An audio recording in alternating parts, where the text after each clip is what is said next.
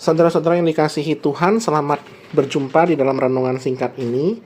Kiranya kita dapat merenungkan firman Tuhan dengan hati yang terbuka.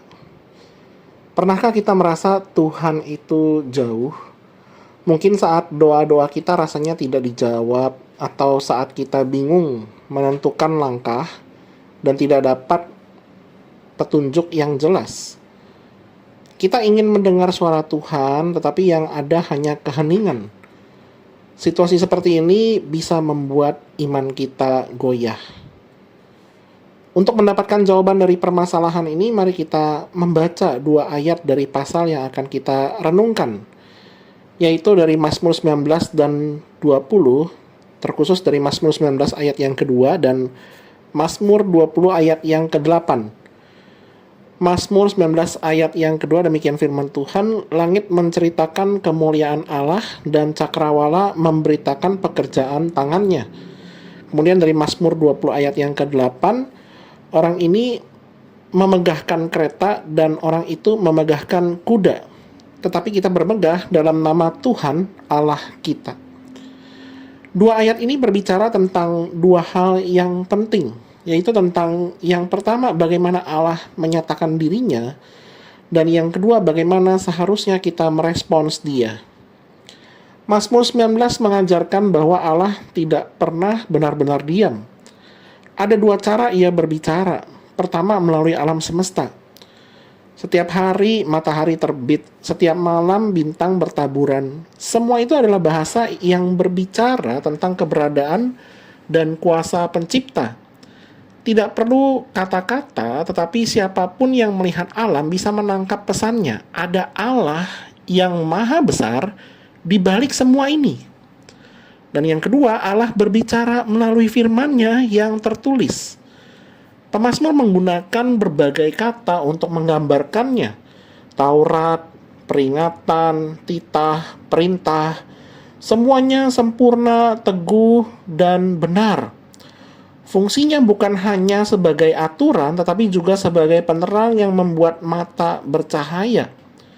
Firman Tuhan itu lebih berharga dari emas dan lebih manis dari madu, yang memperingatkan kita akan kesalahan dan menuntun kita di jalan yang benar. Dan Mazmur 20 kemudian berbicara tentang respons kita. Saat menghadapi masalah atau peperangan, orang cenderung mengandalkan kekuatan yang kelihatan. Di zaman itu, zaman dahulu, kereta dan kuda itu adalah simbol kekuatan militer. Di zaman kita, bisa jadi itu adalah uang di bank, jabatan, koneksi, atau kepandaian kita sendiri. Pemazmur mengingatkan bahwa kepercayaan kita seharusnya bukan pada hal-hal itu, tetapi pada nama Tuhan. Bukan berarti kita tidak boleh menggunakan semua sarana yang ada, tetapi hati kita harus bergantung kepada Dia yang memegang kendali atas segalanya. Disinilah kita melihat betapa kita membutuhkan Injil. Allah memberitahu kita bahwa Allah itu besar, tetapi tidak bisa menyelamatkan kita. Firman Tuhan menunjukkan standar kekudusan Allah, tetapi justru memperlihatkan betapa sering kita gagal. Kita tidak mampu memenuhi tuntutan firman itu dengan sempurna.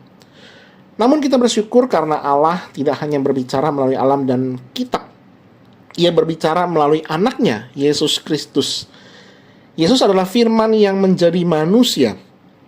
Ia datang untuk melakukan apa yang tidak bisa kita lakukan, menaati hukum Taurat dengan sempurna. Dan ketika kita gagal, ia mati untuk mengambil hukuman kegagalan kita.